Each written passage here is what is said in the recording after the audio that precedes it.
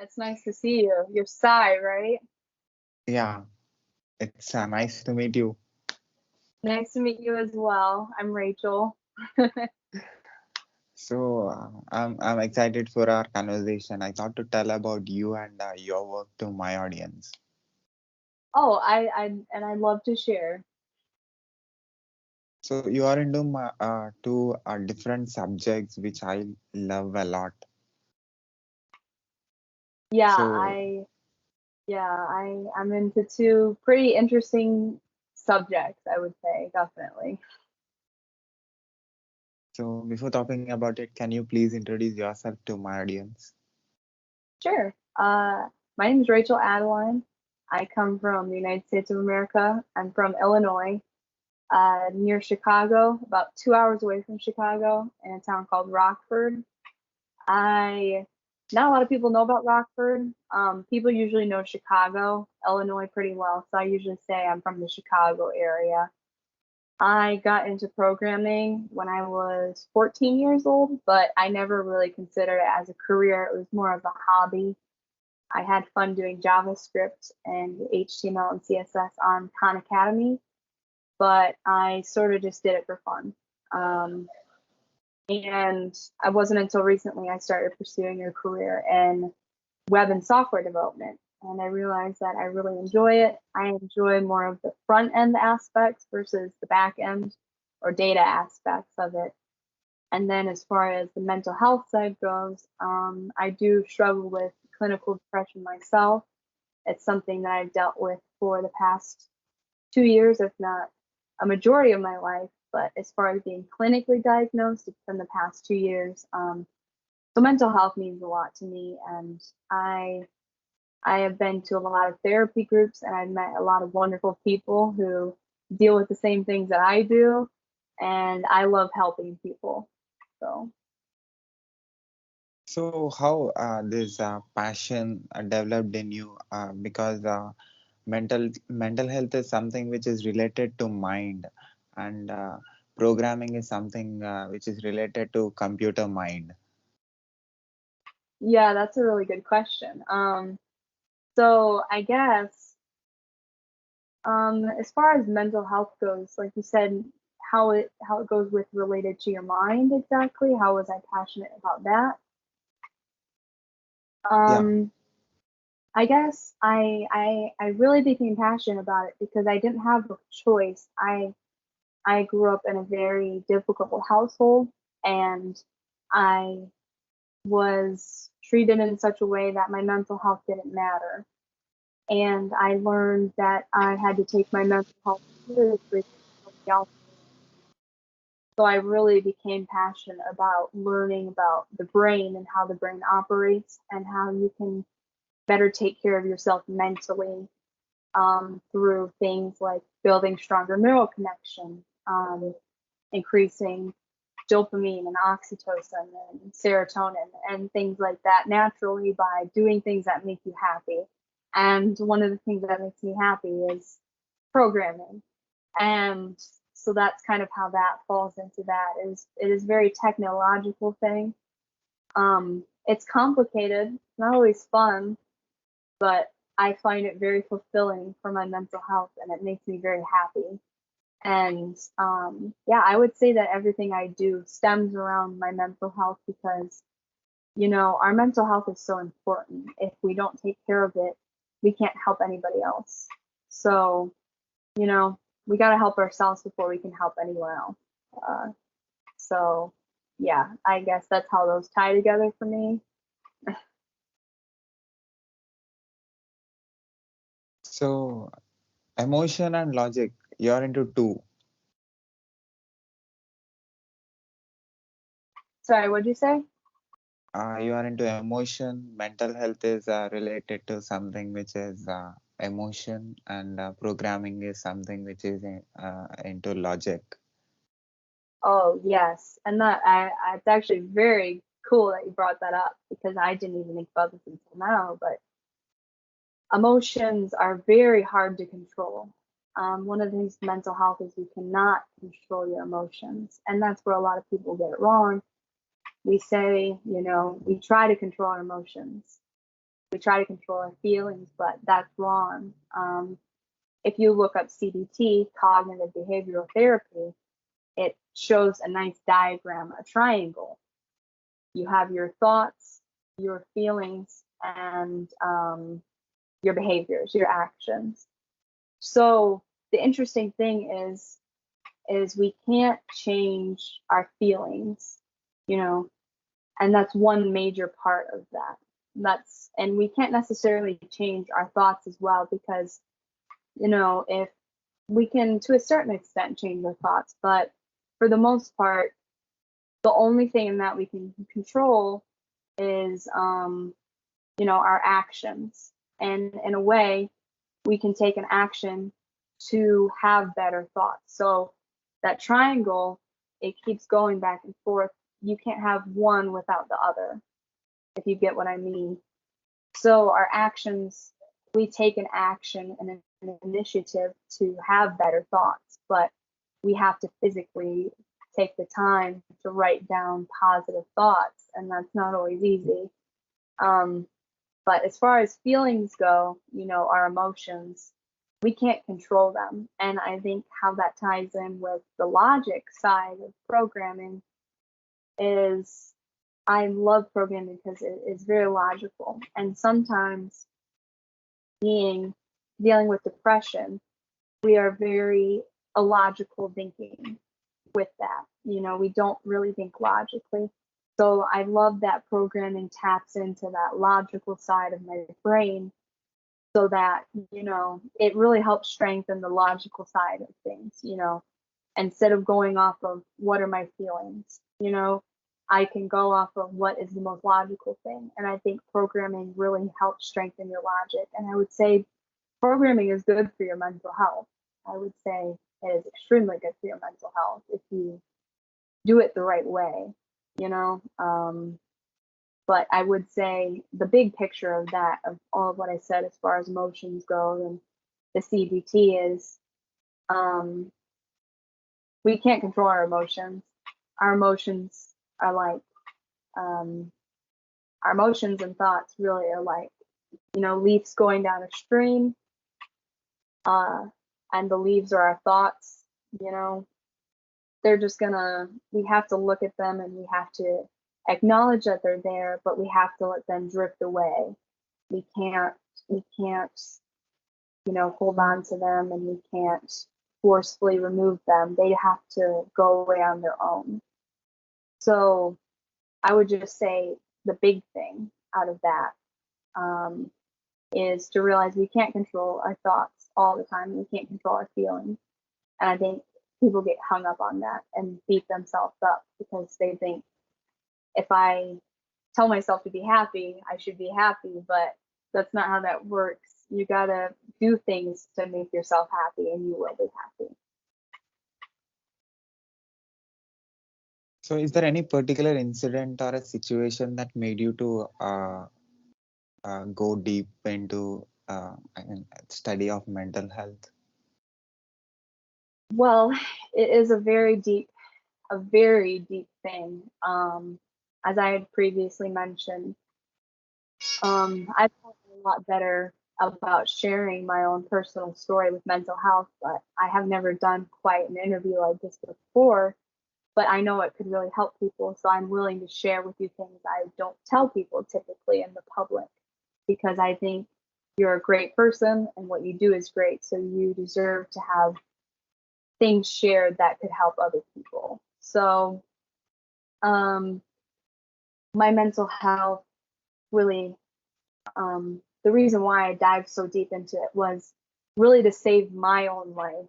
I was in a very dark place around 2018.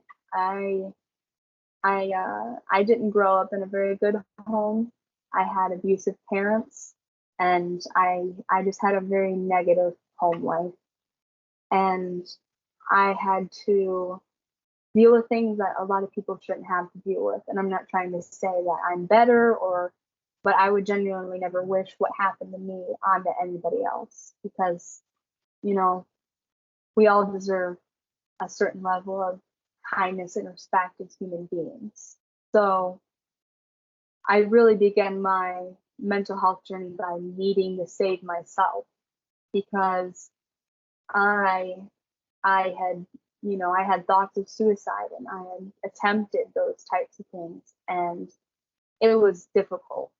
It was very difficult. I spent time in mental health hospitals. I actually was in Florida for 2 months in a mental health program where I met a lot of really great people.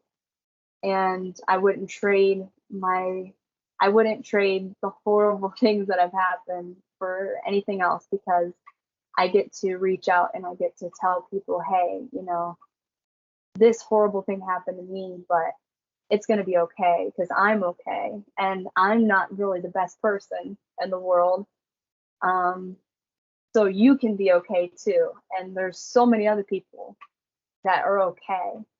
And, I believe in community, we find strength. So anytime you can tell someone they're going to be okay, um, I think that's important. So I would say my mental health, my in-depth study of mental health really came because I needed to save myself. Um, I really needed to help myself. Otherwise, I wouldn't be here today. So I would say that's where that definitely came from. And it's sort of just grown because I'm great now, and I'm really happy about that. But I know there's other people that aren't. And people die by suicide every 40 seconds. And it blows my mind that there's so many people out there that felt the same way I did, and they feel alone, but I want to say you're not alone. So, yeah. So, can I say being more conscious about things, taking the energies very seriously, absorbing information with your senses, and expecting so much actually will be the reason for the mental illness? So are you saying that, I guess I'm trying to work out exactly what your question means. It's a good question. I'm just trying to figure out how to process it. So you're saying, um, are you saying that mental health issues come from feeling too much? Is that what you're trying to Taking, say? yeah, taking and expecting so much from the world. Oh yeah, okay. I get where you're going. Yeah. Really good question. I would say yes and no. It's it's unique for every person. I do believe there are people that have a very wrong perception on the world, that they are owed something, especially in our modern time. We have people that think, I deserve this and I deserve that. I deserve to have a good life. When in reality, unfortunately, nobody really deserves to have all the great things that we get. Um, because on a deep level, we are very flawed as a society. And I would say we are very flawed as people. I would say we naturally are inclined to be bad, and that's not a very popular opinion, but that is my view as a person. And I mean, when we're babies, what do we learn to say first usually? We learn to say no. Uh, we learn we're naturally going to be bad.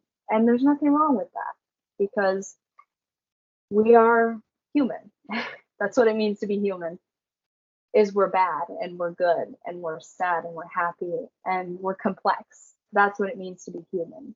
So I would say there are definitely people that bring mental health issues upon themselves based on their perspective of the world, thinking I deserve better. But I would also say there's people like myself who really haven't done anything wrong to deserve what they've gotten. And I'm not even saying that to boast myself, because I do think to a certain extent we don't deserve to have amazing things. Like, I don't deserve to be in America and have the right to have conversations with people openly about how I'm feeling. I have a freedom to discuss opinions that are differing than mine, and not every country has that. So that alone is a very beautiful thing, I would say. I don't deserve that, and I'm grateful for that, which is why I admire people like you that go out and ask questions and get differing opinions, because there are places where you can't do that, and it's a beautiful thing. I think opinions they can be very horrible, but they can also be to deny the fact that everybody is different is very illogical. We're all different. We all have different opinions. But the difference is respecting each other's opinions, regardless of if we agree with them. And I think that would make the world a much better place. I might not like apples and you can love them, but I'm not going to hate you for saying you love apples. you know? Um, I would say it all goes back to perspective. And yeah, like you said, there are some people I think that bring destruction upon themselves through their own perception of the world, because I've seen it. And it's quite a nasty thing if you're not careful with the way that you view the world, which is why I encourage spirituality and I encourage seeking things outside of yourself that are bigger than yourself. Because if you're so focused on yourself, that is quite a temporary and sad thing to be focused on, because we're flawed and we're never going to be perfect. So when you focus on other people or a bigger purpose outside of yourself, saying, I want to make the world a better place. And you can say, well, how am I going to do that? You start small. You say, I'm going to smile at somebody at the store because I've had someone smile at me when I was sad and it made me feel great. And my philosophy is, if you really want to change the world, you just start with one person, because I believe in the butterfly effect. And each person has their own world. So if you're just nice to one person, that changes their world. Then they're going to change someone else's world. Then they're going to change someone else's world. And it truly does, I believe. It can spread across the entire globe. It might take 10 years, 20 years, 30 years, but it's worth it if you really want to do something for other people. I think I got a bit off a track there, but um, I think I guess I would say that's my perspective. That's a mindset that I have, and it's a more positive mindset. And that set me up for more success as opposed to people who do have negative mindsets. And I did have a horribly negative mindset, but it's taken me years and a lot of practice and a lot of reading and research to change that. Everybody can change. You just got to be willing to change, you know. So, what will be the reasons for this negative mind state, experiencing negative emotions, being far from the positivity, and trying not to get into um, to the negative? Nobody wants to be negative. Nobody wants to feel the negative energy. But the situations and the energy around us sometimes pushes us to that particular world. So how you experienced it and how you came out from that? Yeah, that's a really great question, because I think that's critical. It's a critical thing to answer. Um, Personally, um, getting out of a negative mindset is extremely hard, because we have what we call thought patterns, and our thought patterns are ingrained into our minds over years of repetition.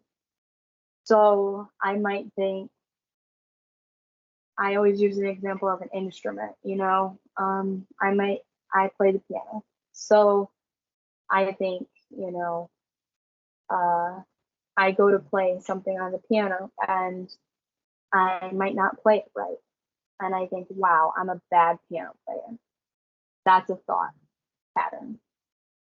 And it becomes a thought pattern because you go from I'm not a good piano player to, well, if I'm not a good piano player, then I'm also not good at this. Then if I'm not good at this, then I'm not good at that. Then if I'm not good at that, I'm not good at that. And it keeps going until eventually it leads to, well, I must be a bad person. And, you know, there's something wrong with me. And it's a slippery slope. And I think that's where we get into negative thought patterns where we think, you know, we think, I think it, it seems it seems complex, but really it's quite simple if you break it down. The way to get out of negative thinking. And of course, there are people that deal with clinical depression like myself. I do have to take medication every day, and I do have to see a therapist. But at the end of the day, I still have to put in just as much work every single second of the day to change my thought patterns and to try to manage what I'm feeling, you know? Um, so I would say, you know, to to get out of negative or why negative thinking happens, I would like to go back to what I referenced before. You know, we are truly, I don't think anybody really is a good person. Um, we can do good things, we can try to be our best, but we are deeply flawed on such a deep level that we can't. We can try our best to be as good as we can, but even the best and nicest people have their moments where they get angry, you know? I have my moments. I'm told I'm a very nice person, but I get agitated. I've actually been dealing with an illness the past 2 weeks, and I've gotten very agitated and angry, you know? But the difference is, you know, you hit a point in your life where you get to say, okay, I'm angry, but what am I going to do with this anger? Am I going to take it out, or am I going to say, hey, how can I properly address this anger and use it for a positive thing? You know, because I truly believe everybody feels a certain way for a reason. There is no feeling that is meaningless. A feeling is your body telling you that you need to do something. So if you're feeling sad, your body's telling you you're sad. You got to do something about that sadness. If you're feeling angry, it's a response to something. You know, you got to figure out why you're angry. Um, so every emotion and feeling has a reason why it's there. You just got to figure out why, and you have to be willing to sacrifice and address it to fix it. And I think that's where we get it wrong, and we allow the negativity in our life to come in, because not only do some people think, you know, I've got it, you know, like I deserve this good thing because I'm a good person. But that is a slippery slope, because what does it mean to be a good person? You can't exactly define that.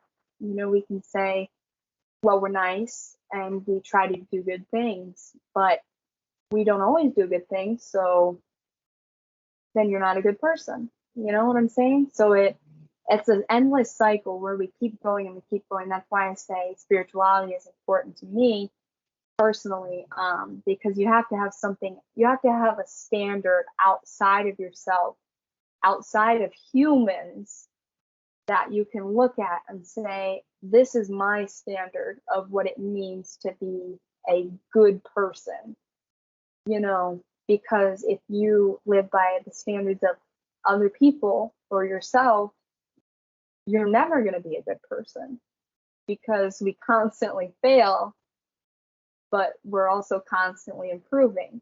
So we're not evil, but we're also not good. So it's complicated, but with time and practice and looking outside of yourself, you can really get out of negative thinking. And I would just say, like, with the things I've mentioned, it's possible to do.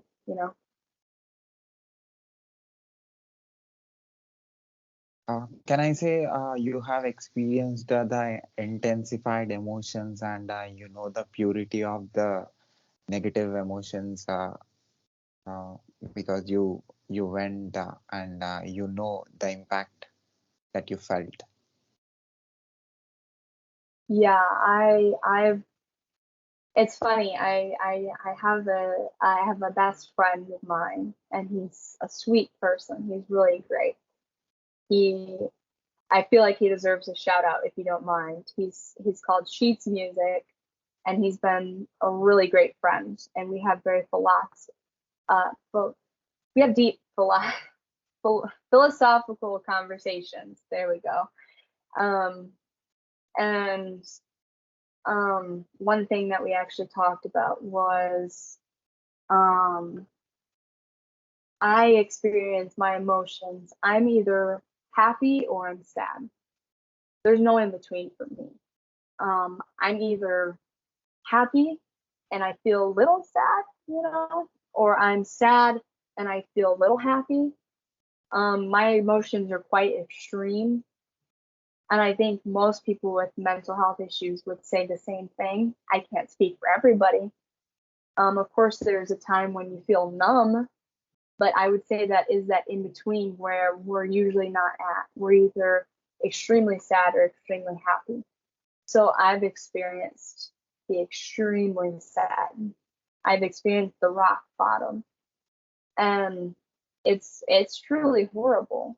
It's something that I don't want anybody to ever experience. And the fact that people do experience it, it breaks my heart, which is why I want to help people to know that they're not the only ones that have hit so low. Because when you're so low, you think I'm the only person, but you're not the only person.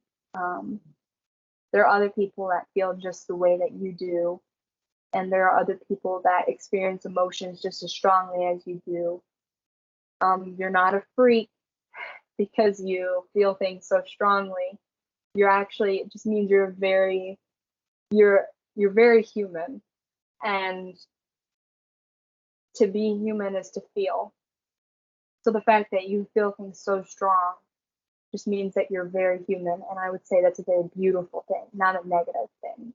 It can be negative if you don't learn how to manage it, but if you learn to manage it, it's a very beautiful thing, I would say.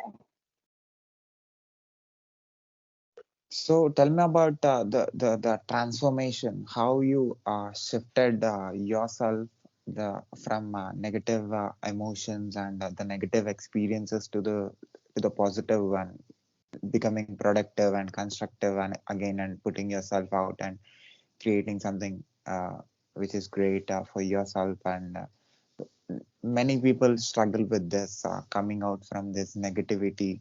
Some people will stuck and become static, and they become still water, and they won't come out from this. And like you said, some people may kill themselves, take extreme decisions, and they don't have motivation, or they don't have any driving force.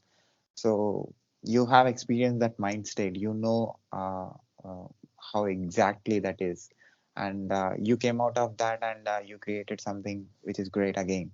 And tell me about that change from that shift. I would say, so I am a religious person. I identify as a Christian. I I think Christians are very misrepresented in the world, especially nowadays. We're represented as being very judgmental, very careless, very rude people. But we're not all of us. I would say there's very horrible people in any religion. And I'm not denying that I've met a lot of people that are Christians. I went to a Christian church that I ended up leaving because the people there were very horrible people.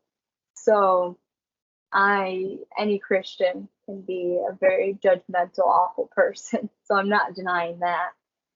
I would say the difference between me and those other people is I know that I'm not perfect. And the Bible says, there's a story of a woman and she was caught in adultery. And adultery is when, uh, a woman or a man cheats on their husband. And I would say by any standard, not even a Christian standard, that's not a good thing to do, cheating on your spouse. So I love this story. It's my favorite story. And it reminds me to not be judgmental because nobody has the right to be judgmental. And there's people called Pharisees. Pharisees were people that were like the Christians we see nowadays that are very judgmental. And the Pharisees, by law, a long time ago, were allowed to stone people for not doing something right. And it was justified in their eyes based on biblical principles. That it's a long story, but those biblical principles, and that's what people get confused about, those do not exist anymore.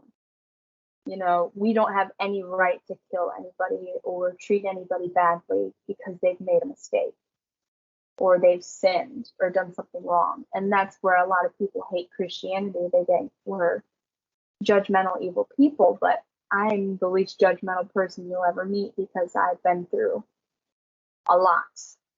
And so back to that story of the woman,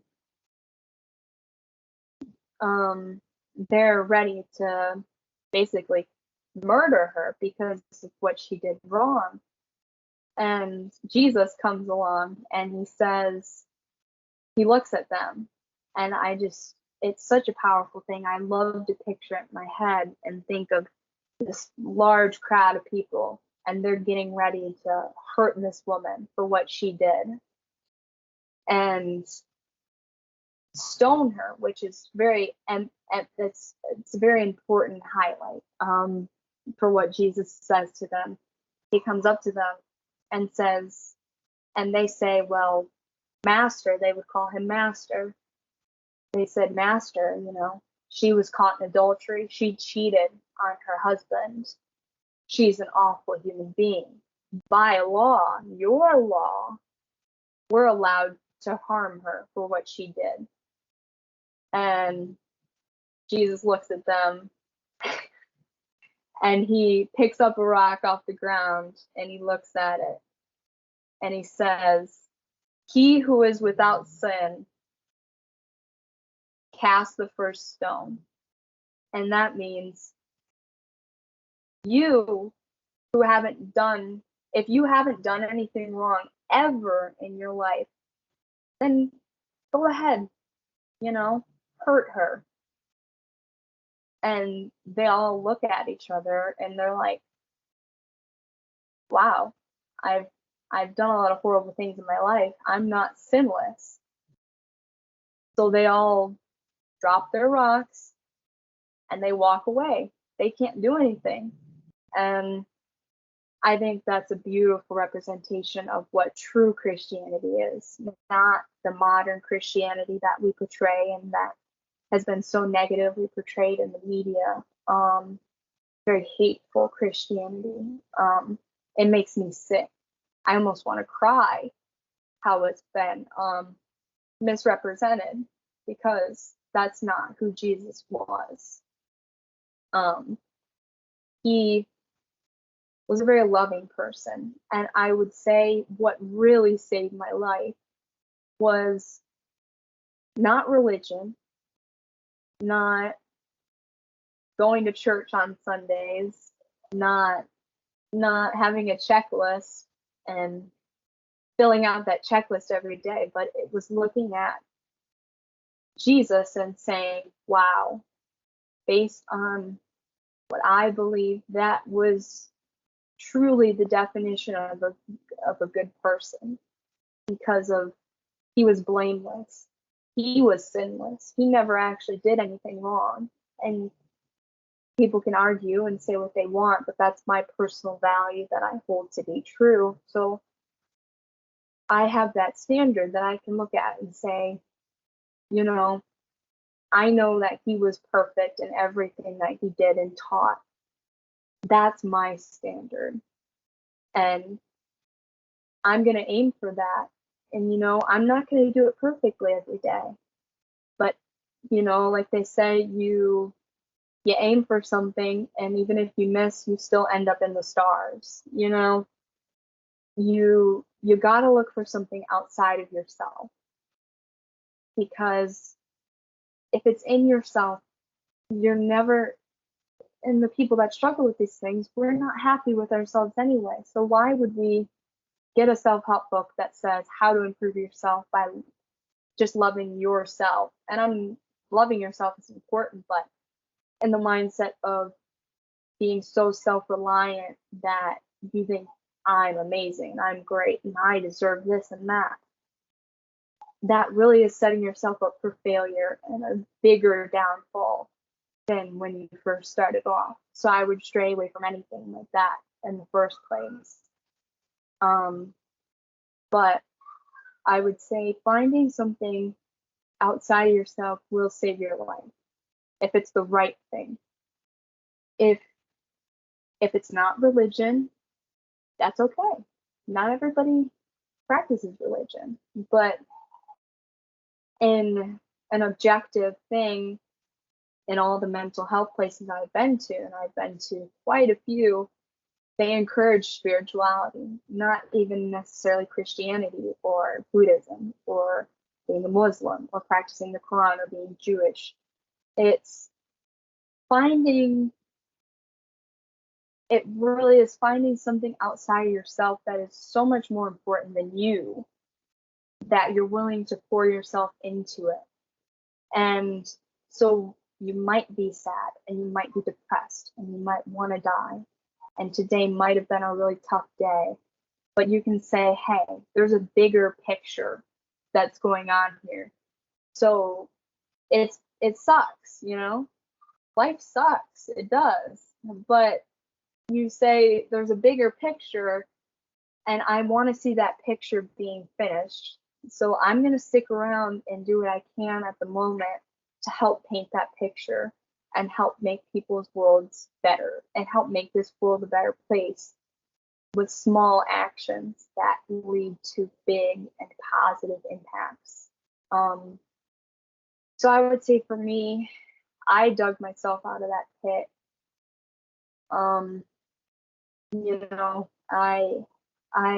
I believe in Jesus, and I believe in the teachings of the Bible.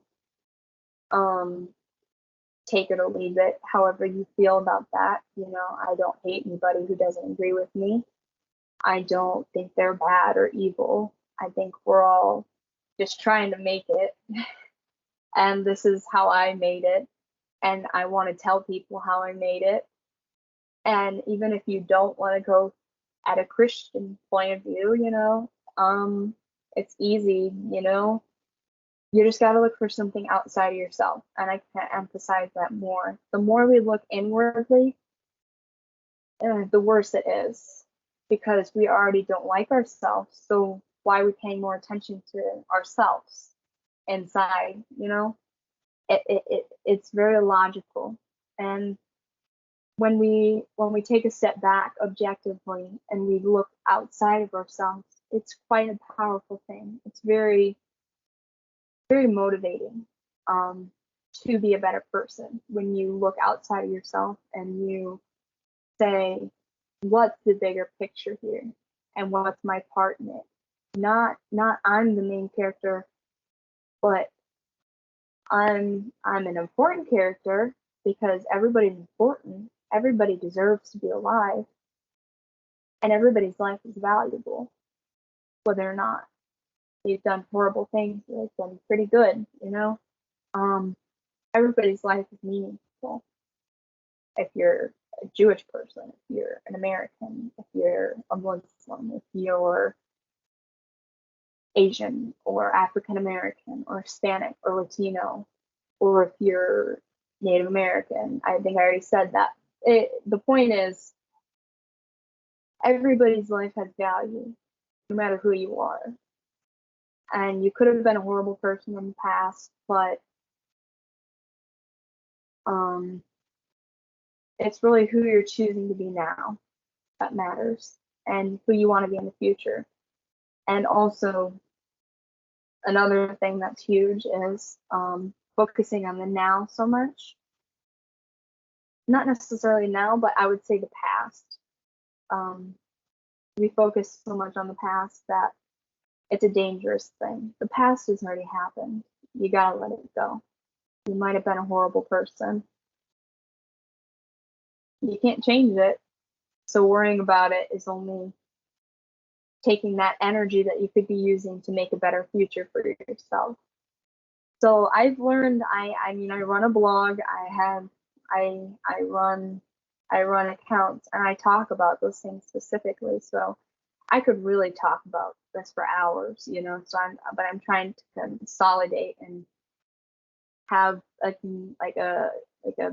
string of thoughts that at least is related. But if people are interested, they're more than welcome to reach out to me and ask me personally. I love talking to people. So yeah, like I guess that's one of the reasons why I'm here. I want to help people. So if anybody isn't sure, just reach out to me and ask me a question. I want to help. So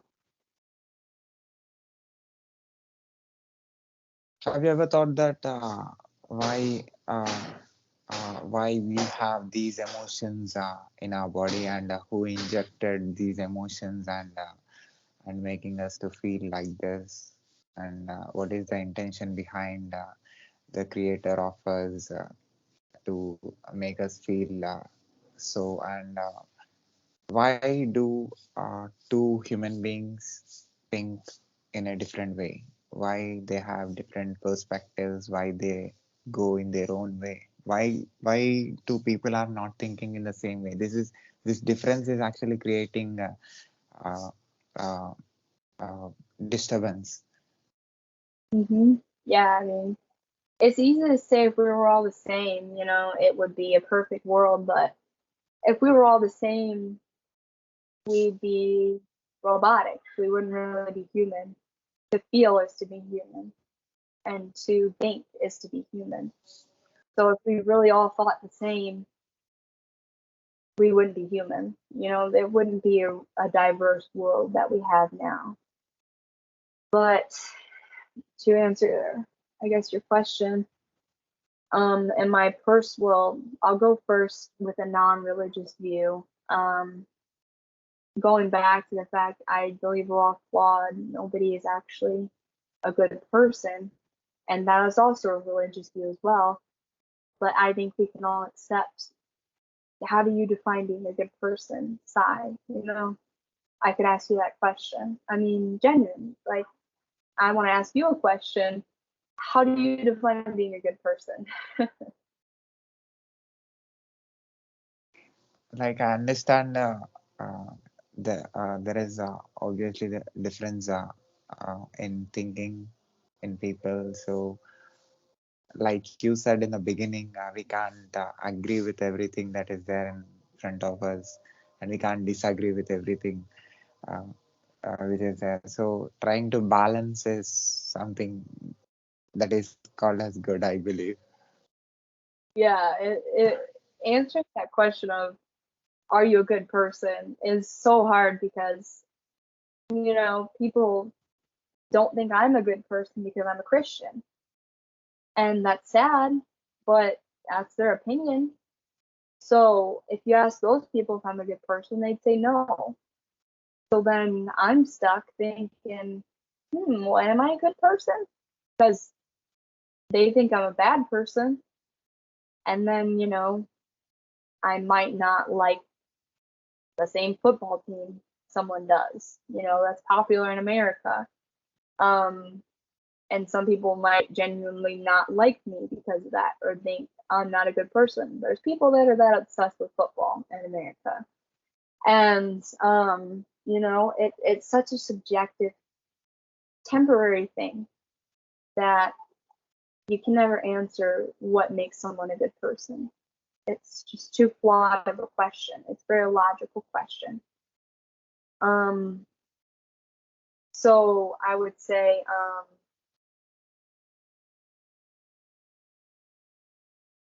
can you remind me of what exactly your question was again? Because I got a little bit off track. Oh, You said, yeah, not two human beings things in the same way. okay, yeah. Sorry about that. Sometimes I'm not always on the right track. So, yeah, I mean, as far as, you know, we're not the same. We're deeply flawed. And from a non-religious point of view, there are people out there that truly don't care about whether or not they hurt people. I had parents that didn't care whether or not they hurt us. They didn't care whether or not they hurt their children. So, I can be upset about that and think, why did they say such hurtful things? Or I can say, what they said wasn't true, and I can do my best to fix those things. So I think, as far as the whole negative thing, like, we're naturally negative. So you can't escape negativity. You know, people that are all positive vibes all the time, they're not truly that way. I don't believe so. Because I'm a very positive person, but I'm not positive vibes all the time. So it, it makes me laugh. It's just we there's no one thing that we can point to, like, from a non-religious point of view, to say, this is what started negativity. This is why people are mean to each other.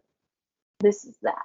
I would say deeply we're all flawed and we all have different opinions. And when opinions don't line up, we get mad at each other. And we use whatever we can against another person, and we're mean. And that has created an endless cycle since the beginning of time that will continue to go forever. You know, it's never going to go away, thinking negatively and people being mad at each other. We've tried, but I world peace is something that I don't think will ever be achievable, unfortunately, because we're all so flawed. World peace would be nice, but we're not, us humans, we're just not capable of it because we have the ability to be so cruel that we can't. You know, I have the ability to be cruel. You have the ability to be cruel. We all do. And if you deny that, then I would say you're a liar. you know. So that's my point of view from a non-religious. From a religious point of view, being a Christian, I would say we were created in the beginning of time. We were perfect creatures, as the way God intended us to be. But God allowed the opportunity in this place called the Garden of Eden. He allowed the opportunity of, and that's where we get back to this robotic world that we could live in, where if everybody got along, that would be real swell, but are we really human? If we all got along perfectly, something's wrong. That's fishy. I mean, there's a drama thriller movie where it's about a town. I can't remember the name, but everybody got along so well that it was scary. And it turns out they were all actually robots. So that's a really funny movie. But it makes me think of that in a serious way. If we weren't different, we would just be a bunch of robots. We wouldn't really be human. So, in the Garden of Eden, at the beginning of time, at the beginning of earth, because I would say God is a God that descends all time. We can't define when he started and when he began. Like when he began and when he ends. You can't. It's outside of our perspectives that we've created as humans as time. So we try to understand it, but we can't. So that's something I struggle with. I try to think, how is there something outside of time that doesn't make sense? You know, and that's something, people got to work on their own, what they believe. And I have faith in what I believe, and that's what helped me. So from a Christian point of view, in the beginning, when God made the heaven and the earth, he made man and woman completely blameless without sin. There was no desire that we have now to say no and to be mean and to rebel and to hurt each other. It was innocent. And that would have been a nice world. I mean, everybody happy, not mad at each other. That'd be I wouldn't mind that. But again, that begs the question of, are we really human or are we robots? So God gave the opportunity for the people, Adam and Eve, to make the choice. In the garden, he put a tree, and it was called the tree of life. It was a beautiful tree. Like, think of the most beautiful thing you can think of. It was more beautiful than that. It was a very beautiful tree. And God said, you have this picture of the earth, it's so vast and so beautiful. And think about the earth before we, industrialized it and we destroyed it and we did all these horrible things to it. It was a beautiful place. Still is a beautiful place, but just think about the earth perfectly, no issues, no brokenness, no hurt, no pain, no anything. That's what the earth was in the beginning. And God said, you have this beautiful earth. Like, you get to do whatever you want with it. I created you because I wanted companions. But, you have everything I could ever give you, but there's one thing you can't do. And he said, that beautiful tree, the tree of life, you can't touch that. You gotta leave that alone. If you eat the fruit from that tree, there's debates about what it was. I'm gonna say fruit. If you eat the fruit from that tree, you're gonna deal with consequences that are bigger than you can understand. So, things went well, but it was probably only not even that long. And our desire, that's when it introduces the character we call Satan, devil. And the devil came in and he hates God. He hates the things that are happy and that are pure and that are enjoyable. And he came to Eve and he said, hey, is it really that bad to touch that tree? Like, what's he gonna do to you? He loves you so much. He's not gonna do anything bad to you for touching the tree. So go touch the tree. So he kept telling her that over and over again. And eventually, I think of mental health now. If you tell yourself something so much, you start to believe it. So she did. So she went to the tree and she ate it. And it says that she was enlightened. And it's not, when we think enlightenment's usually a very positive word. But in this circumstance, it was not a very positive word. It quite literally meant that her eyes were open to the negativity that could be.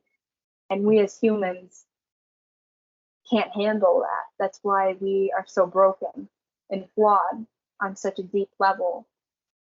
We have a God, that is there for us, that wants to be with us, but we reject it.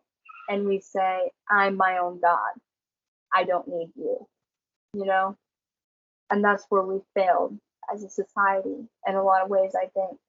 And not even just with Christianity, but I think spirituality practice in general. We look to ourselves and say we're our own gods and we're powerful and we're all this and all that. But at the end of the day, we're not even good people. So it's so going back to that story, she ate the fruit. She realized she became a god in her own eyes. And, her husband ate the fruit and he became a god in his own eyes. And that's where the downfall of man began. That's where if you're a religious person and a Christian, and that's what's reassuring for me, is I don't have to question where did all these things come from. I can be reassured and say, hey, this happened, 10,000 years ago. And I can say, it's not so confusing and so abstract. This is what happened. I have that foundation. I have that bigger picture that I can go back on and say, it's not like so wishy-washy in life. It's just whatever it is, we're here for no reason. Who knows why we're here? I would say that it's very bad for mental health. That's why any mental health place you go to encourages spirituality, something bigger than yourself, saying, hey, you're here for a reason. Your existence isn't completely meaningless outside of yourself. And that's what we're teaching in schools nowadays. We're saying, based on science, that you being here was just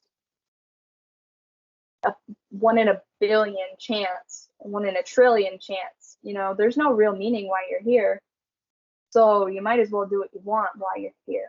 And I think that's also why we have such we're going to a very horrible direction with wars and with famine and with pandemics and with awful things.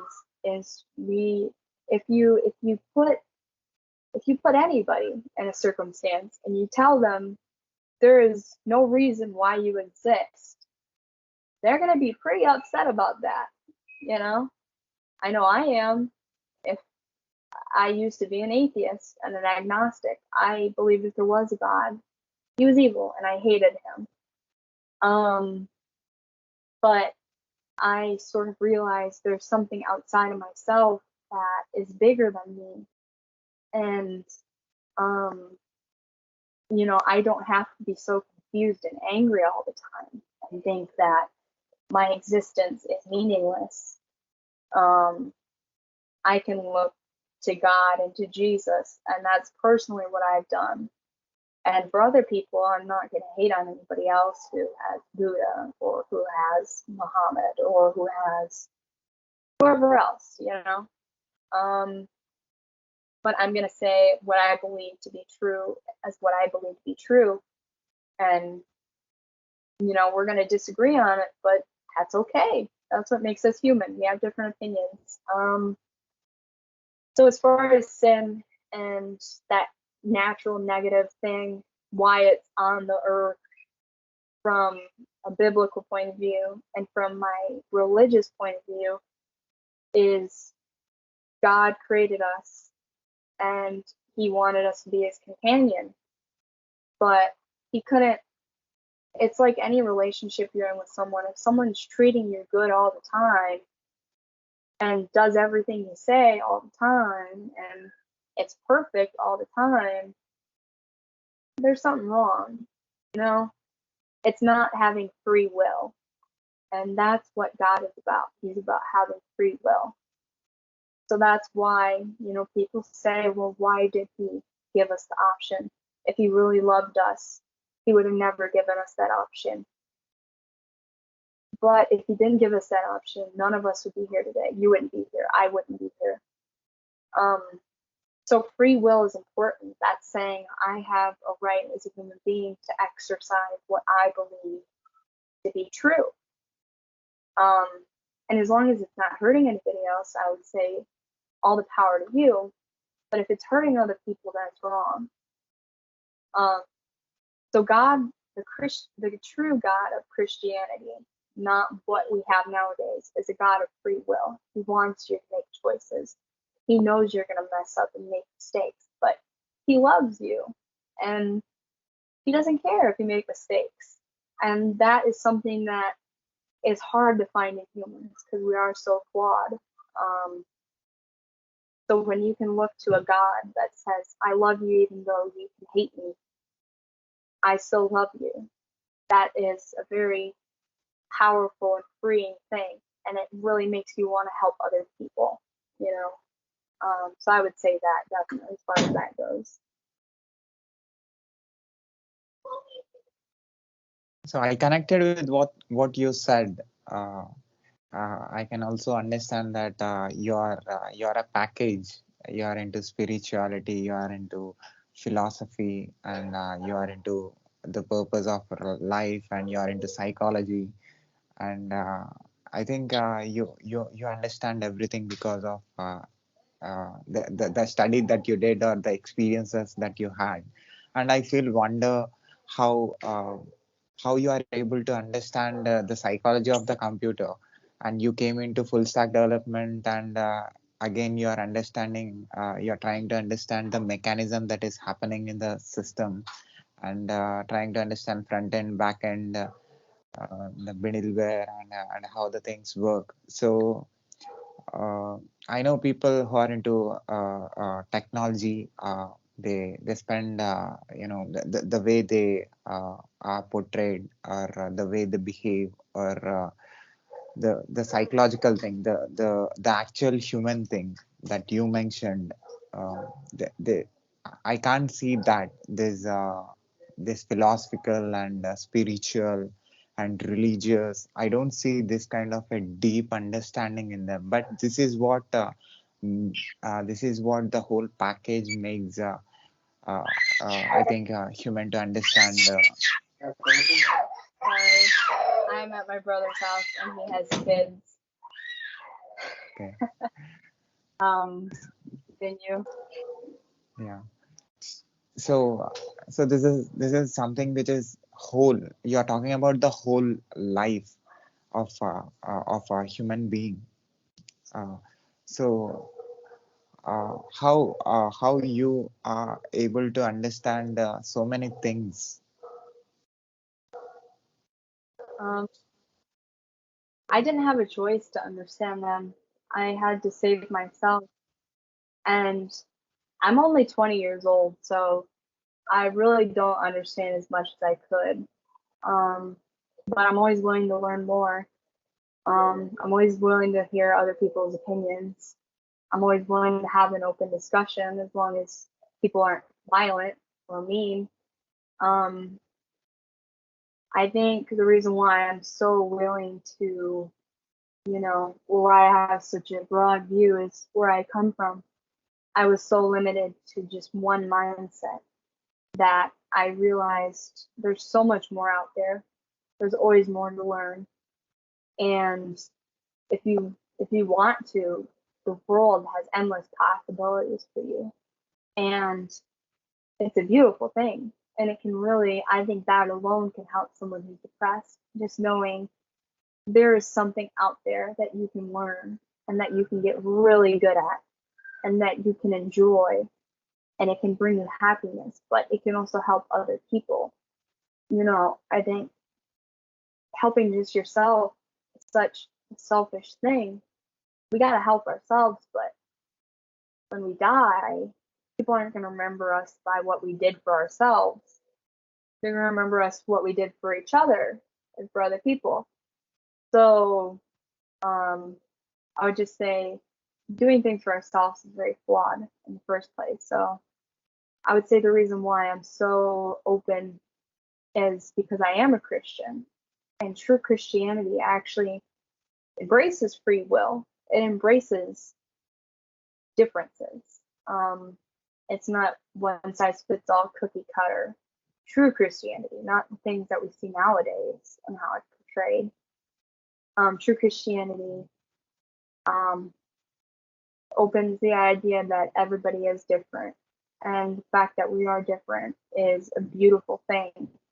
Um, and that we need to really look at ourselves objectively and figure out on a deep level who we are as people, because if we don't, more people are going to keep killing themselves, and there's going to be more wars, and there's going to be more pandemics, and there's going to be more carbon emissions, and there's going to be more global warming, and our oceans are going to get dirtier, and people are going to keep dying, in any way.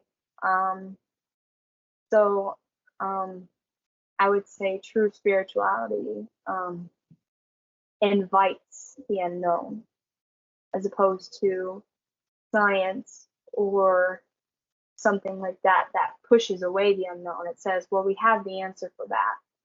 Spirituality says we might not have the answer, but we're going to choose by faith to believe what we choose. And even in science, we still make that decision by faith that we're going to believe a scientific principle, you know. So I think, we, at the end of the day, we are, I would say, I think the term is triunal beings. Tri meaning three. You just say we're three-sided beings. We got the physical, what you can see, our bodies, our health. We have our spiritual. I believe we all have souls. There's something that makes you different than me, and it's obvious there's something there that makes us different than each other. You can't replicate it. You can't clone a human. We all have souls. So figuring out how your soul interacts with other souls is important. So we're spiritual, we're physical, we're spiritual, and then we're mental as well. We have brains that are very advanced. They're better than computers. We don't give our brains enough credit. Our brains have the ability to be very powerful, and we don't give our brains enough credit. We were created by God who made everything that we see in 7 days. And we are very complex creatures. We're very complex. To say that we are just like a dog or a cat is a very asinine thing to say. We are not like any other animal on the planet. We aren't like monkeys. We aren't like fish. We aren't like bugs. I mean, there's something different about us, I would say, on a spiritual level. Dogs have personalities, but they don't have what we have, and that's up for a person to decide. I'm not going to say this is the right way or this is what you should do. I mean, I will say this is what I believe to be the right way, but I'm not going to say I hate you for thinking differently than me. Life is a journey. We're all just trying to make it. And you have to accept that we are triunal beings. We have a physical body, we have a spiritual body, and we have a mental body. And to deny those things, I would say, is really stupid. And I think that's what a lot of people are doing. They're denying the spiritual part and saying, we don't need religion, any type of religion. Religion's wrong. We need to push that away. That's not good. We have to find something outside of ourselves that gives us meaning. then they say, well, mentally, you could say mental health doesn't really matter that much. You're sad sometimes, suck it up. That's not right either. Um, Emotions are so deep. Whether or not I'm thinking a good thought affects whether or not I'm nice to people. So I'd say that's pretty important, you know? So to deny the spiritual mental realm is very idiotic of someone to do.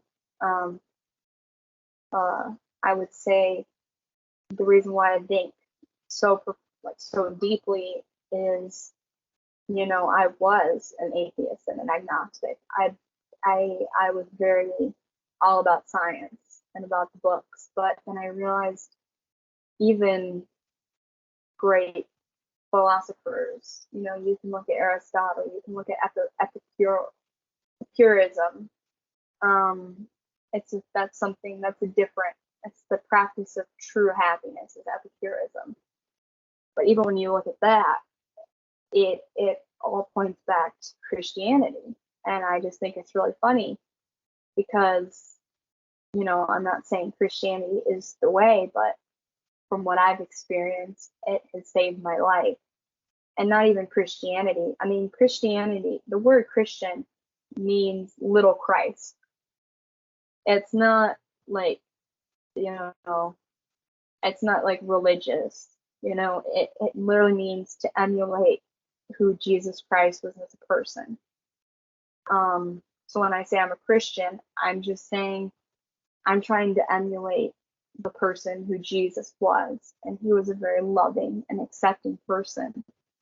But he also had standards, You can't deny that he had standards. Hating someone was like murdering them. If you hate somebody, that's the same as murdering somebody.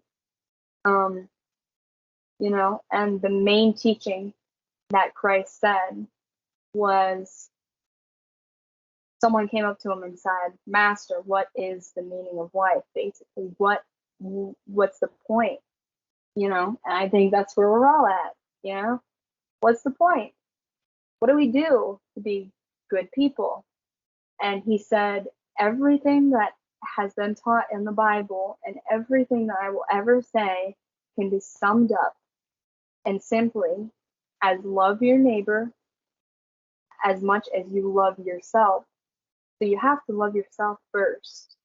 You can't hate yourself and then love other people. You got to start by loving yourself first. Then you can love other people properly. And then it says, love your neighbor as yourself. And I'm blanking right now. I feel awful about that. I'm so tired. But I think that one small thing is profound, and I think that's a good place for someone to start. What does it mean to love myself? And in loving myself, how can I love other people? I would say just start with that. If someone's confused and they don't know what to do, I would say, well, first start off by not hating your existence. That's a sad thing. Figure out how you can like being with yourself. Because if you can't be with yourself, then you can't be with other people. So I would say, and that's a Christian principle. And that's what Christ taught. So, how can you love yourself? And in loving yourself, how can you love other people? I would just say that that's what drove me to really dig deep into the fact that we are three-sided people. There's three different components to us. And, I would say if you figure out what it means to you, then you figure out how to live a purpose-filled life, and you're going to be happy regardless of what other people think of you. And that's what I've gotten. And it's a very special thing.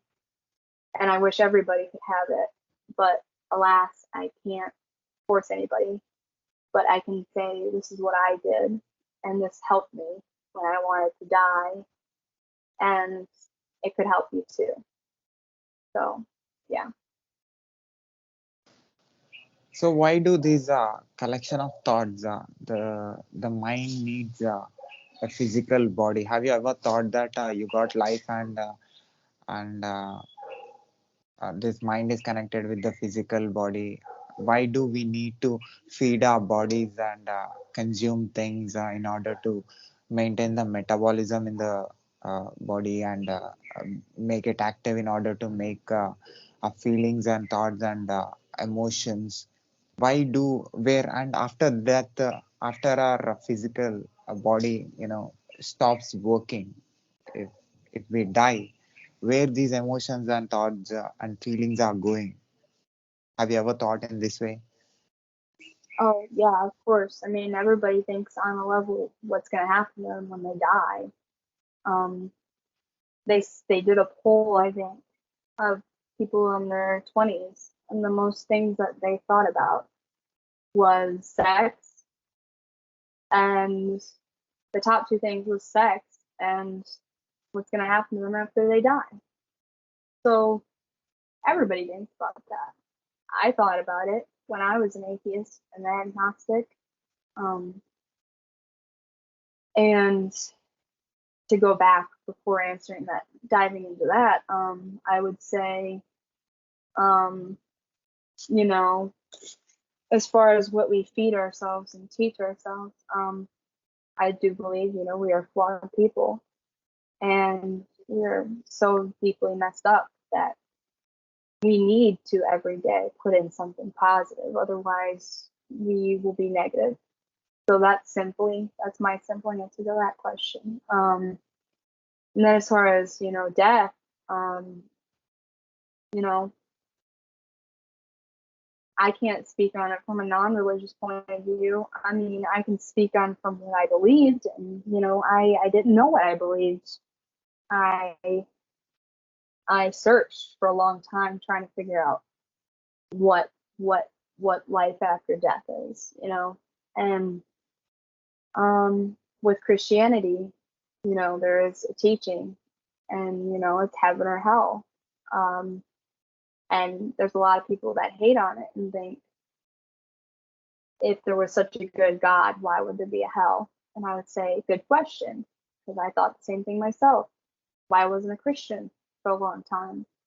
Um, but it goes back to free will, and we're not robots. God gave us a choice and said, hey, I sent Jesus to teach you these things. And there's a beautiful thing that Jesus did for us. And he, since we all, as we talked about in the Garden of Eden, we chose to be our own gods.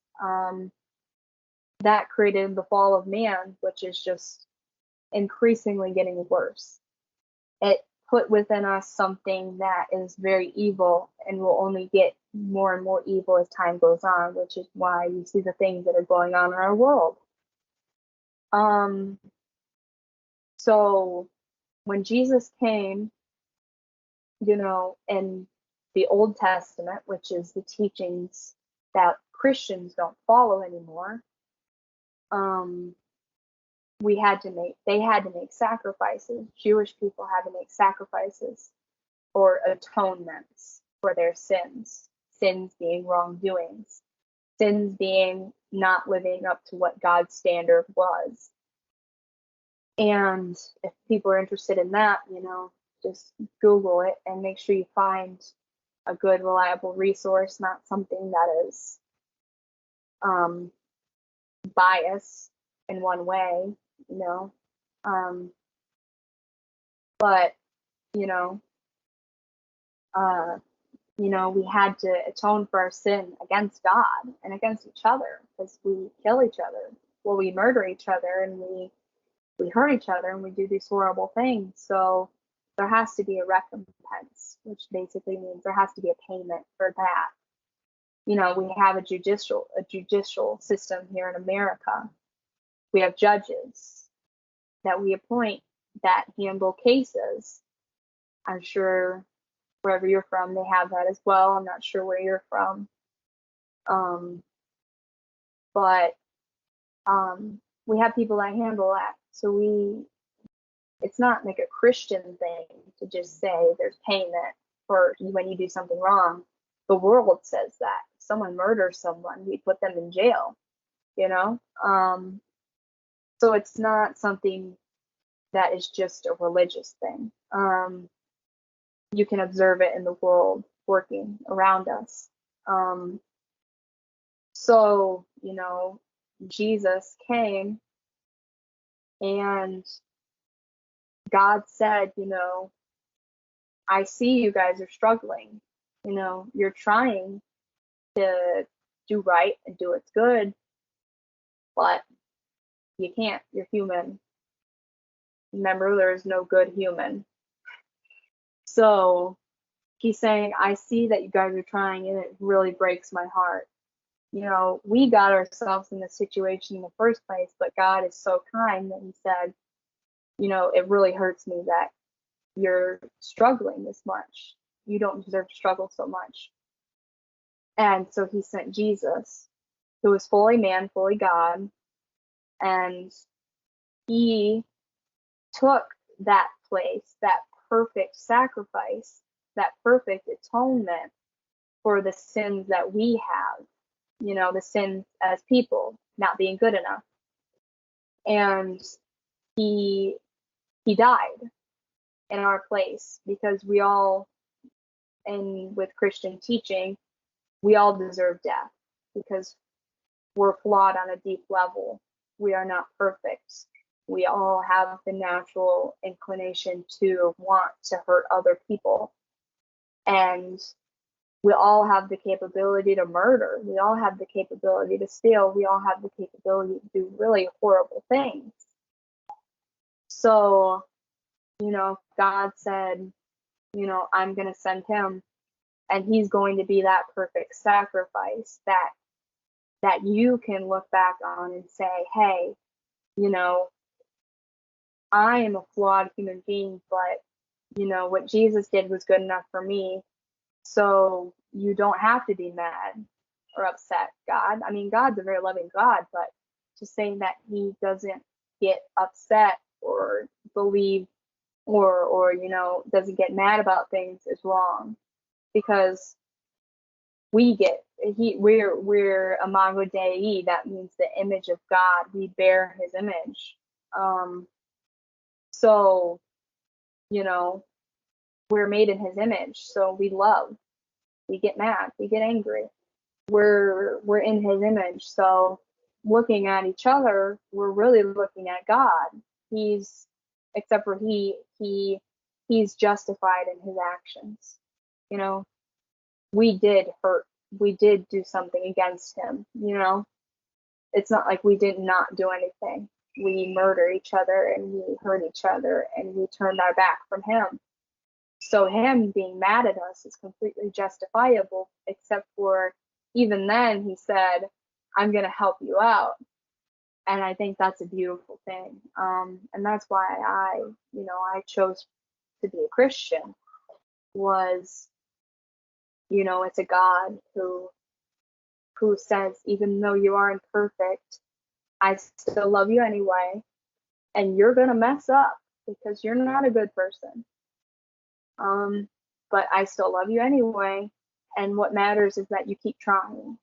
And that's why I chose to be a Christian, because I've never felt so fully loved before, ever, because nobody can love you that way. And it's a great thing. So, Christ, he died for us so that we don't have to keep sacrificing and keep trying to be perfect. When God looks at us, when we've trusted Christ and said, hey, he died for us, I'm going to rely on that instead of my own works, instead of my feeble attempts of trying to be whatever a good person is. I'm going to look at what Jesus did and trust in that, and that's called salvation. So, when God looks at a Christian, he doesn't see our mistakes and our flaws and the things that we did to him or to each other. He sees Jesus, and Jesus was perfect, which is why I follow his teachings, because he was a perfect sacrifice. And Jewish people, when they made sacrifices, they had to find a perfect lamb. The lamb had to not have any spots on it. The lamb had to be young. It had to be innocent. So, and they shed the blood of the lamb. They sacrificed it to recompense or to make up or repay for what we did wrong, as people. And that's why Jesus came. He was that perfect sacrifice. There had to be something to end that, because otherwise we were stuck in a loop of trying to be perfect, but we can never be perfect. So that's why he came, and he died so that we didn't have to. So getting into what happens after death, I mean, my own personal conviction is there's a heaven and there's a hell, and everybody has that choice, and I will never say to somebody, well, you're going to go to hell and you're a bad person. I would never say that. But I will say, based off of what I believe to be true, if you don't have salvation, there is a place called hell, and it's real. And God doesn't want people to be there. That's the thing. He doesn't. And Christianity isn't this box, and it's not this checklist. It's really just walking through life trying to do the best that you can and loving other people. Love yourself and love your neighbor. That's what that is. So it's not this complex evil thing.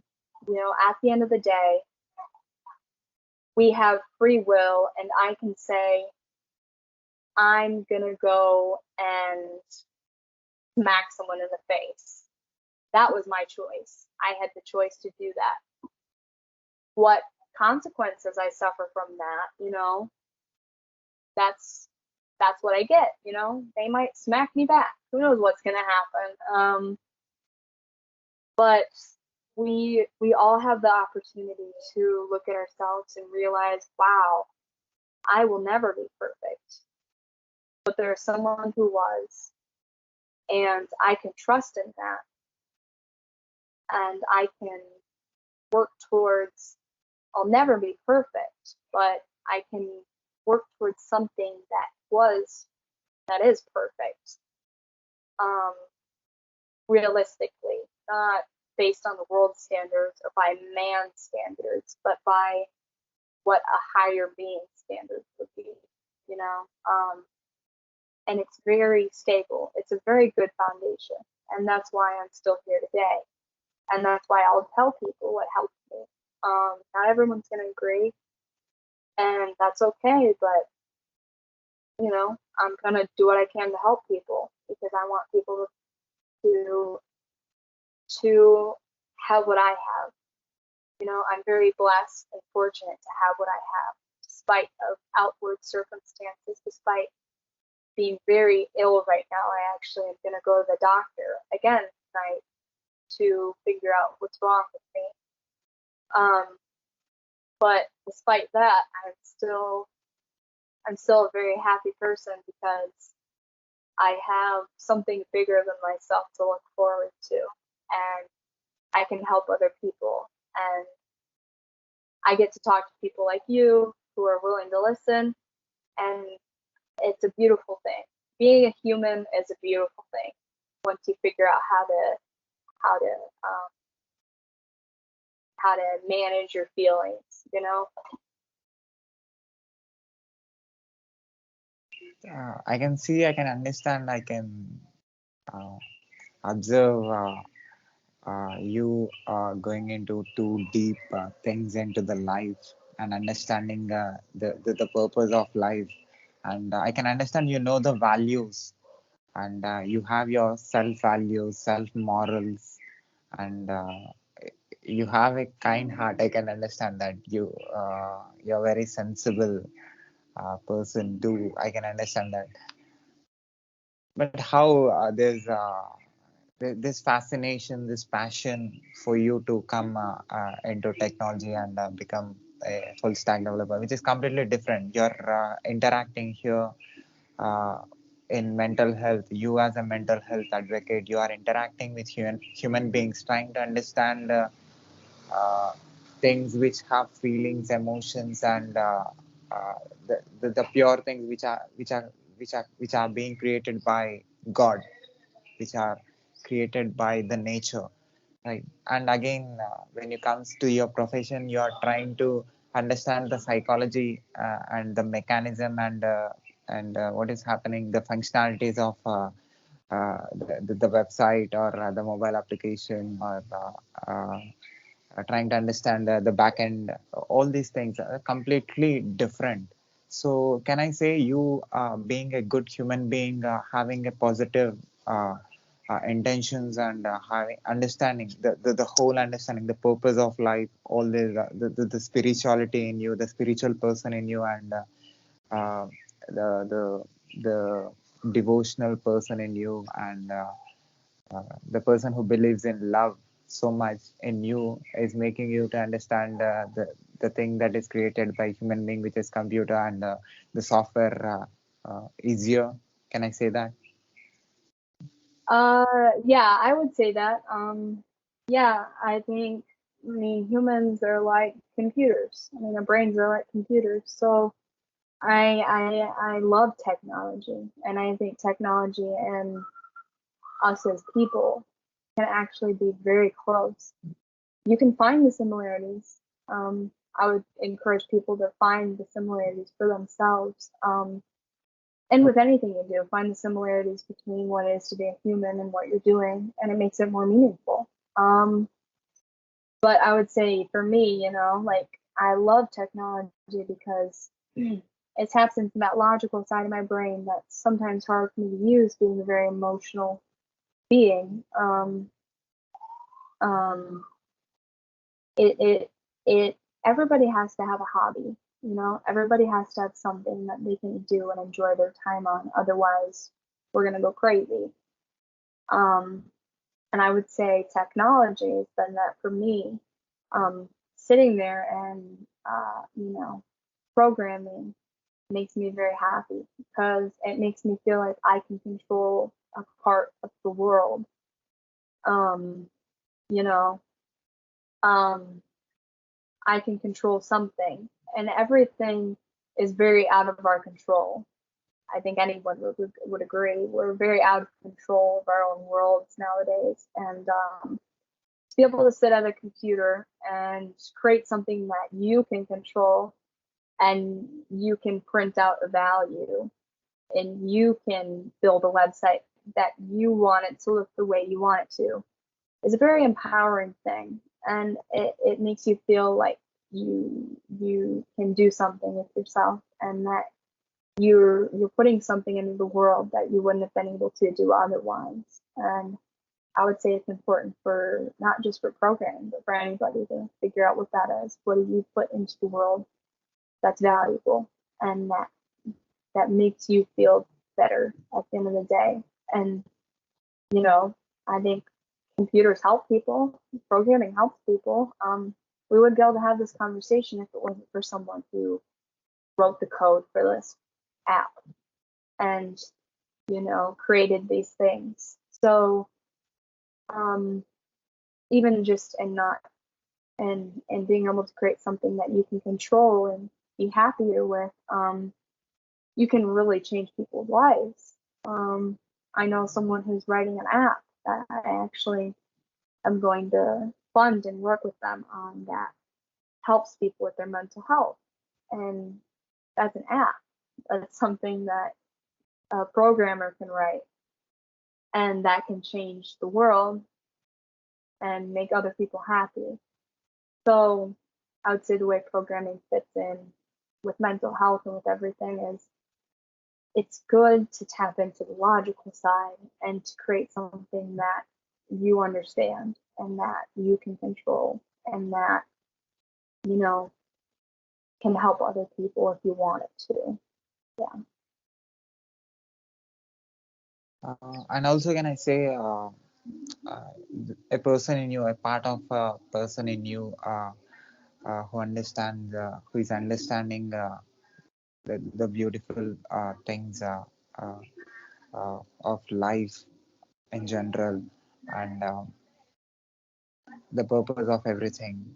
That understanding in you uh, helps you in understanding and creating a software with a great user interface with which human can connect and communicate and uh, can able to access this very well. And I would say, that doesn't just go with programming. If you're passionate about something, you're gonna do it as best as you can. I just happen to be passionate about programming. Um, Other people are passionate about different things, but yeah, certainly if you're in the right place mentally and you're three-person being, you can most definitely use programming in a way to help other people, and it can help you to build things way better than you could have because you're not just thinking of it as a one-sided thing as well. You're thinking of it as almost ourselves. We're try beings. And I think of a website. You got the HTML, you got the CSS, you got the JavaScript. You have what you see, what you don't see, and what makes it work. So I think computers and us aren't so different, and I think I find a lot of comfort in technology, and the fact that we can create things, and it's all very similar to who we are as people, and not a lot of people make that connection, but I made that connection and I enjoy it, and I want to help people who are programmers to understand their mental health better. And because, it's not easy sitting in front of a computer for 10 hours a day. It can be quite boring and quite lonely. So, you know, uh, your mental health matters. And um, yeah, so no matter what profession you're in, you got to take care of that first before you do anything at all, ever. You offer any service?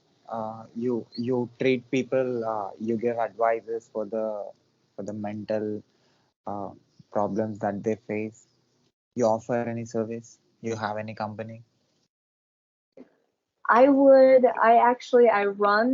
a Christian Instagram account called aheartforjesus.co. Um, I talk about Christianity. Anybody's welcome to reach out to me and ask me a question as long as they're nice. I run a personal blog where I talk about more general things, not always usually from a Christian perspective, but mostly just mental health, sort of like um, I guess,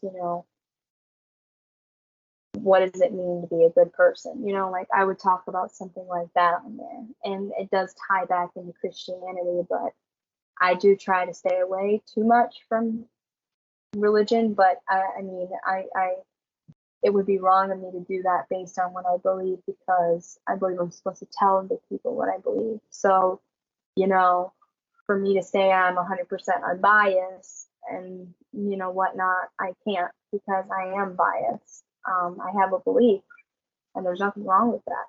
It's okay to be biased. you just have to admit that you're biased. And I will say, um, not even necessarily biased. I mean, I was an atheist for a long time. But I do have something that I believe in, and I'm going to share it. Um, whether or not someone wants to, agree with it, that's their choice. But I still think that some of what I have to say on a non-religious point of view could be helpful to people. So, I mean, anybody's welcome to reach out and have a philosophical question or a discussion with me. As far as offering specific services for that, my goal one day is to start a mental health program. Um, that's far in the future, but I'm not going to let that stop me from helping people right now. I mean, I don't hold any degrees um, to treat people, but I truly do believe anybody can counsel somebody. Um, I think we get caught up in status and wealth and education, that we forget that we are all humans and that we all understand each other because we've all felt what the other person's felt in some way. So I don't have a degree. I'm not a clinical therapist or a psychologist, but I am willing to talk to anybody that wants to be nice and has questions.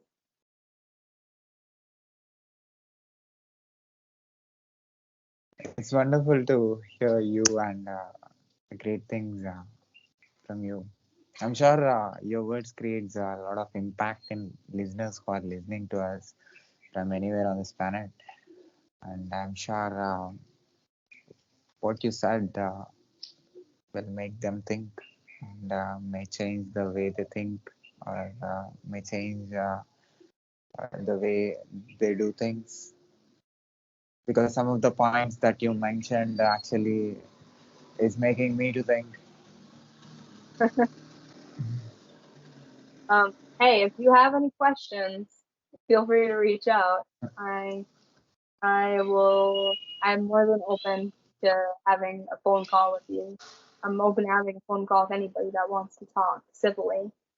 Um, because we're all in work of something bigger than ourselves. And I found what it was for me, and I truly believe that can help other people too. Um, but not everybody agrees, and that's fine. But I'm gonna do my best to help who I can. And yeah, I guess you know, I try to do the best that I can to help people, and that's what I do at the end of the day. If I think something's gonna hurt someone's feelings, I try not to say it, but I try to go about it a way that wouldn't hurt them.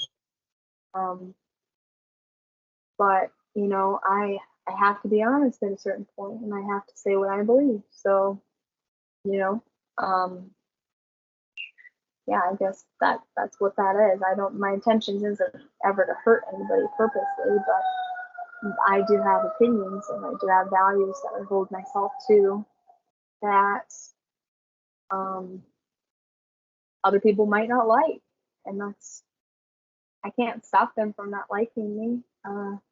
I can just say, hey, I think I'm doing what's right.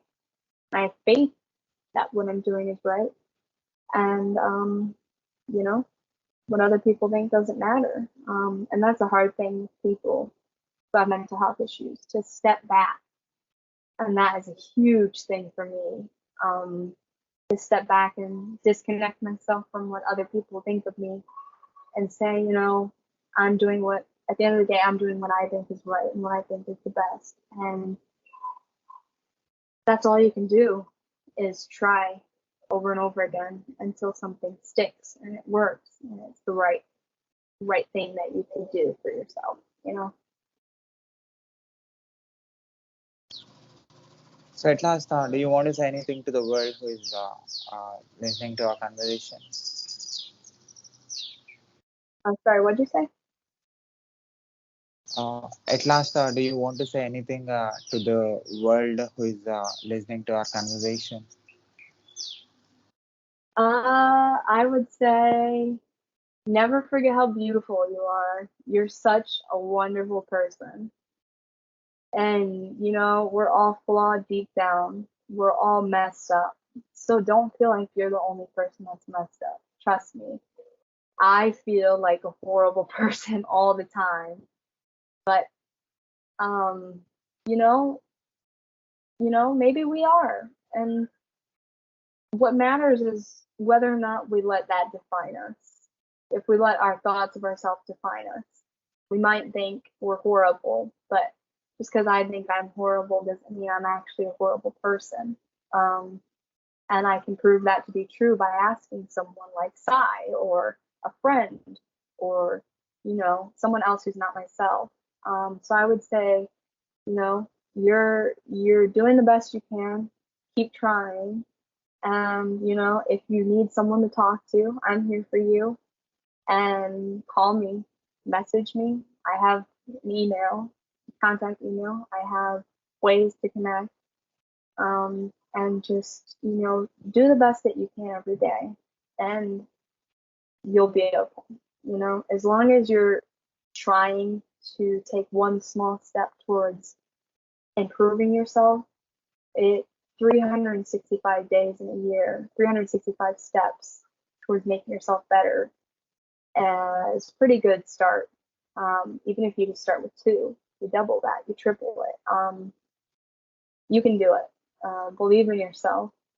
If someone like me could do it, you can too. That's what I would say.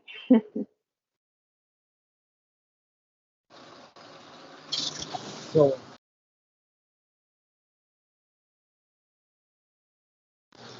yeah. So, as a mental health advocate, as a person who's into software development, so as a person who understands uh, uh, the deep meaning of life and purpose of everything, what do you say about my work? Have you seen any videos of mine on YouTube? I've watched some brief clips and I feel bad because on this preparing for this interview, I haven't really gotten to do much. I was able to look at some of the clips you had on Instagram because I've been so ill and I haven't really had time. I have school and but from what I've seen, you connect a lot of different people from a lot of different walks of life and different parts of the world, and that is a beautiful thing. And I would encourage it. And I'm so glad to be a part of it. I feel extremely honored that I was able to talk with you and able to talk with whoever was listening. And I think what you do is a beautiful thing. And you truly tailor your questions to the person you're talking to. Like I can tell that you ask me questions based on what I was answering, and that's a pretty big deal. Most people come in with set questions. You made up your questions as you were going because based on what you were feeling, and that's a unique thing. What you have is very unique, and I would encourage to keep doing it because it's made my day better getting to talk to you. Um, so I know it'll make other people's day better as well. So I would say that you do make a huge difference, and it's important. So actually, I thought to ask you more questions, but it's already a long length video. So Hey, there's always a actually, you know, yeah, I'd be willing to come back. I really enjoyed this. yeah, because you're into web development. I have a degree in software engineering. I have a master's in software engineering and graduation in computer science and engineering. And I'm also interested in understanding this mental health of different country people who are into different parts of the world and who are into different professions. I want to know what they think, what they are experiencing, rather than knowing about the technology and knowing about the softwares. And um, I also got trained as cloud engineer, AWS cloud engineer. So I have tech background completely, but I'm doing something that is not my job. This is something Yeah. that is I'm doing. to project different country people's thinking and experiences, what they felt, what they experienced, and some of the some of I think if we listen to so many people, I think there is common thing in every human being. There is a common thing that is emotions and feelings. Like I think this is one of the great conversations uh, uh, uh, in my collection. I did more than 400 plus interviews, and I never met a person who is into mental health and also into logical thing, the computer thing. So that's amazing. I'm sure the people who comes to my show next after this, they will see other perspective. They think that there is another important thing other than the regular job that we are doing that you said. I'm sure they'll think about it, and I'm sure you'll get a lot of contacts and a lot of call requests after uh, this video on YouTube or anywhere on uh, any podcast. So that's amazing to have the great understanding about the complete whole life. I think you learned a lot from your experiences. Yeah, and I really thank you for that. I really appreciate those words. They for someone with mental health issues, kind words really fuel your everyday life. So that also goes back into like making sure you're doing something good for yourself every day. And I definitely say this experience with you is something good that I did for myself this week and even this month. So I feel a great honor and a great pleasure to have spoke with you. And um, yeah, I hope that someone listened to this and they left feeling a little bit more open to what life could offer and a little bit more excited as to what life could offer, because there's a lot that life can offer if we choose to let it.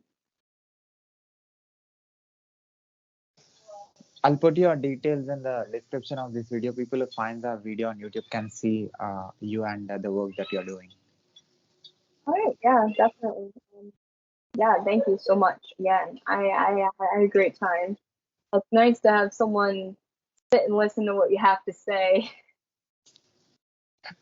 So in future, again, I'll contact you and I'll interview you again, which is completely about the professional work that you're doing. Mhm. Yeah, I want to ask more questions about it. All right, sounds good. Yeah, thank you, Rachel, for giving me opportunity to interview and giving me your valuable time and spending your valuable words on my show. Oh, thank you very much. And you're just as valuable as I am. So don't forget. So can I put this video on my YouTube channel with your permission? Yeah, you can put it anywhere you like. Wherever people can watch it, I don't care. Yeah, and yeah, can I also put this audio and video clip on my podcast, website, internet, social media, everywhere with your permission? Yes, absolutely.